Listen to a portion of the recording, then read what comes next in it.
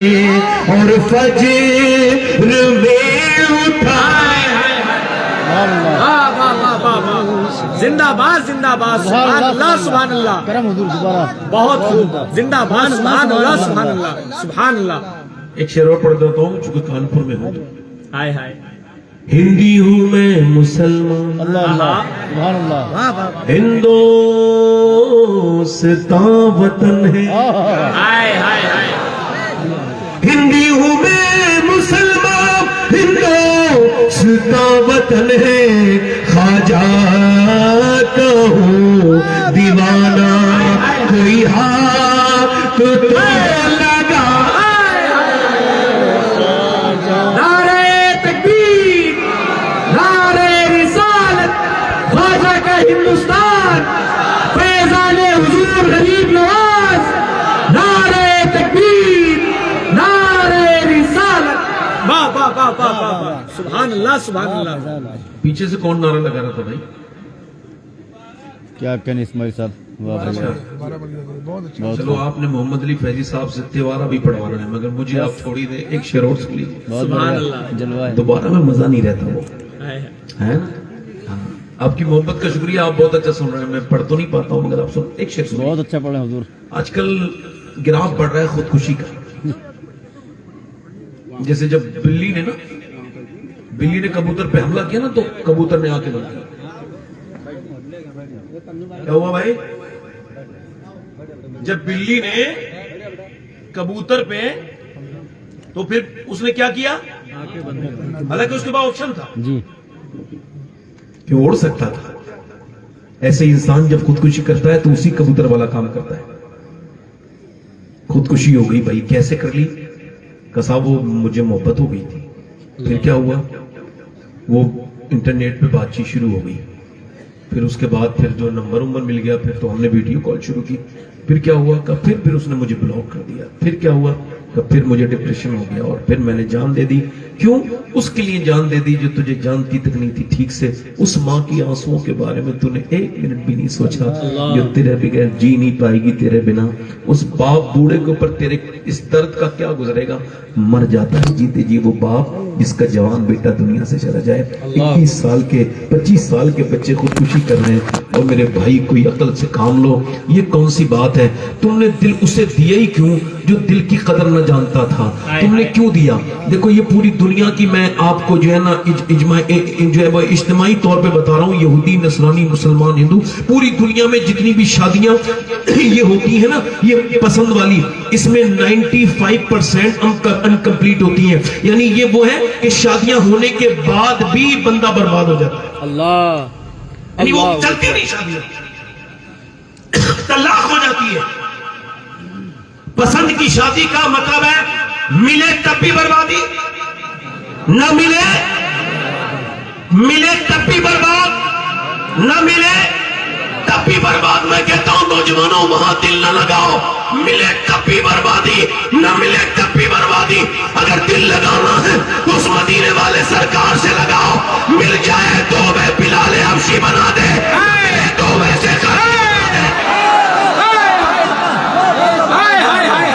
نعرہ تکبیر نعرہ رسالت جمال مصطفیٰ محبت مصطفیٰ اختیارات مصطفیٰ کمالات مصطفیٰ نعرہ تکبیر نعرہ رسالت واہ واہ واہ واہ واہ واہ زندہ باد سبحان اللہ سبحان اللہ جب خودکشی کا دل چاہ رہا ہے تو یہ شعر سنانا یہ شعر پڑھ رہا ہوں آخری شعر ہے جب خودکشی کے آگے صورت نظر نہ آئے ابھی ایک ایم پی کے مدھیہ پردیش کے مسلمان لڑکے نے ٹرین میں جان دے دی یہ کہہ کے مجھے کوئی صورت نظر چھوڑو جب خودکشی کے آگے صورت نظر نہ آئے جب خودکشی کے آگے صورت نظر نہ آئے تو یہ مشورہ ہے میرا سجدے میں سر جھکا کیا پیغام ہے بہت اچھا زندہ باد یہ مشورہ ہے میرا سجدے میں سر جھکائے. ہائے ہائے ہائے. سبحان اللہ. کبھی زیادہ دل ٹوٹ جائے نا, زیادہ غم آنے لگے نا, زیادہ غم, تو پھر سجدے میں جا کے رو دینا. دیکھنا ایک بار ایسا کر کے, ایک بار بادشاہوں کے یہاں روئے ہو نا, بڑے بڑے لوگوں کے سامنے جا کے روئے ہو نا, آنسوں کا قدردان میرا رب ہے. ہر عاشق نبی سے کہتا ہے یہ شباہت, جسے دیکھنی ہو جنت وہ مدینہ دیکھا. سبحان اللہ. اس میں اور بھی شیئر کیا, مگر میں اپنی تقریر شروع کر چونکہ آپ سیٹ ہو گئے, بیٹھ گئے ایک طرف, جسے دیکھنی اب میں گزارش کر رہا ہوں کہ میری تقریر کے دوران اگر آپ کو بہت اچھی بھی کوئی بات لگے تب بھی پیسے دینے مت اٹھیے گا, ٹھیک ہے؟ آپ مجھے بعد میں اپنے حساب سے وہ پیسے رکھ کے اپنے کسی امام صاحب کو وہ پیسے نذرانے میں دے دیجیے. مجھے آپ نے جو دیا ہے آپ کا شکریہ, میں اس کے لیے منع نہیں کرتا ہوں, مگر میری تقریر میں ڈسٹرب پیدا ہو جائے گا. تھوڑا ایگو کم کریں. نہیں سادہ تو نہیں, مگر ایگو کم کریں. سادگی میں تو آج کل کچھ بھی نہیں نا. کیا بات ہے, کیا بات ہے, کیا بات ہے. زندہ باد. سادہ آدمی کی تو لوگ مرید ہونا نہیں چاہتے جب تک گاڑیاں واڑیاں نہیں چل رہی ہو پیچھے. واہ واہ واہ. سادہ آدمی سے کون بات کرتا ہے, مگر سادہ آدمی سے کوئی بات نہیں کرتا, مگر سادہ آدمی اللہ سے بات کر لیتا ہے. ہائے ہائے ہائے. سبحان اللہ. میں آپ سے عرض کر رہا تھا, میری تقریر یہاں سے شروع ہوتی ہے کانپور والے حضرات, کہ ہو سکتا ہے یہ میری زندگی کی آخری تقریر شروع ہو رہی ہو. آپ اس سے ڈرائی نہیں کر سکتے, آپ اس سے اختلاف نہیں کر سکتے. آپ کہیں گے ہاں ایسا ہو سکتا ہے, چونکہ موت کا کچھ پتہ نہیں کب آ جائے, ہے نا. لوگ کہتے ہیں میں مرتے مرتے بچ گیا. آج تک کوئی مرتے مرتے تو نہیں بچا, مگر بچتے بچتے ساری دنیا مر جائے گی. اللہ اکبر. بے شک.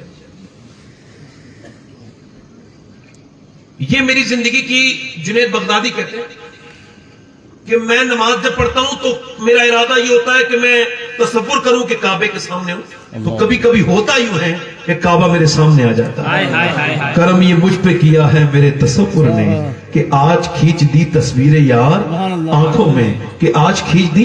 کہتے پھر دوسری نیت یہ ہوتی ہے کہ میں پل صراط کے اوپر کھڑا ہوں اور ہو سکتا ہے کہ کٹ کے نیچے گر جاؤں, تو نماز میں کانپنے لگتا ہوں. اور تیسری میری نیت یہ ہوتی ہے کہ یہ سجدہ جو میں کر رہا ہوں ہو سکتا ہے آخری ہو, پھر اسرائیل میری روح نکال لے, تو پھر میں پھوٹ پھوٹ کے اپنے گناہ یاد کر کے روتا ہوں, مگر پھر بھی مجھے کوئی یہ پتہ نہیں میری نماز ہوتی ہے کہ نہیں ہوتی ہے. اللہ اکبر. ہم نے اسلام جیا نہیں, میں صحیح بتا رہا ہوں.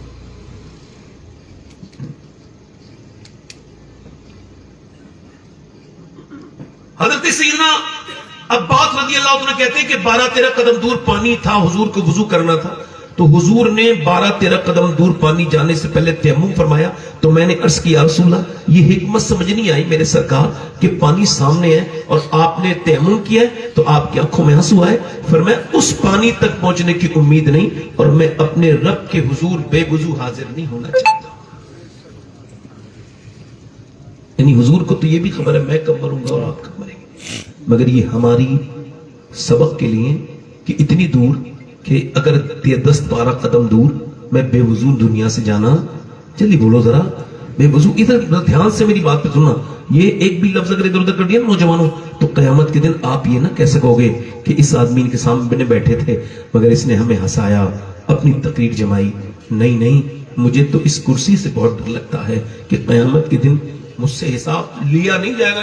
نہیں لیا جائے گا, پوچھا جائے گا کہ تو کرسی پہ بیٹھتا تھا, تیری حیثیت نہیں تھی, تیری اوقات نہیں تھی, مگر اللہ نے تجھ پہ فضل کیا تو تجھے بٹھا دیا, تو تو بھول گیا مقصد کیا تھا, تیری باتوں کا کیا ایرو ہونا چاہیے, تو کس طرف تجھے بات کرنی چاہیے. میں آپ سے عرض کر رہا ہوں میری طرف دیکھیے, میری زندگی کی اگر یہ آخری تقریر ہو سکتی ہے تو یوں بھی ہو سکتا ہے کہ یہاں کوئی بندہ ایسا آیا ہو جو آخری تقریر سننے آیا ہو. پھر وہ نصیحت کبھی سن. اچھا آپ نے کبھی دیکھا بے نمازی لڑکا تھا اور اس کے ایک دن پہلے فرشتہ آیا ہو کہ بھئی بے نمازی نماز پڑھ لے تو کل مر جائے گا؟ کبھی ایسا دیکھا آپ نے؟ کبھی دیکھا آپ نے کسی فرشتے نے آ کر کے کسی کو کہا ہو کہ بھئی کل تم توبہ کر لو ورنہ کل مر جاؤ گے؟ حضور فرماتے ہیں بے نمازی جب مرے گا اتنا جب اس کو اتنی پیاس لگے گی کہ 7 سمندروں کا پانی بھی پی لے تو اس کی پیاس بجھ نہیں سکتی. جو اپنے رب کے حضور جب سجدہ نہیں کرتا ہے. اور قیامت کے دن اللہ کے رسول فرماتے ہیں وہ قیامت کے دن کیسے اٹھے گا. آج کل پیروں کے مرید ہو گئے اور مرید میں ہاتھ دے کر کے کہہ دیا, پیر نے اطمینان دلا دیا میں تمہیں اپنے ساتھ جنت میں لے کے جاؤں گا, تم میرے ساتھ اٹھو گے. اب نماز بھی بالکل نہیں, بالکل نماز نہیں پڑھتے لوگ, یہاں تک کہ عرسوں میں جاتے ہیں. میں کہتا ہوں کتنے عرس ملا کے ایک فرض نماز کے برابر ہو سکتے ہیں. جواب دیں آپ لوگ, کتنے عرس ملا کر آپ جو ہے وہ 500 600 کلومیٹر گئے, 3 دن آپ جاگے مگر آپ نے نماز کو اہمیت نہ دی, آپ نے پیر کے عرس کو اہمیت دی. آپ بتائیے آپ کی ترجیح اول کیا ہے؟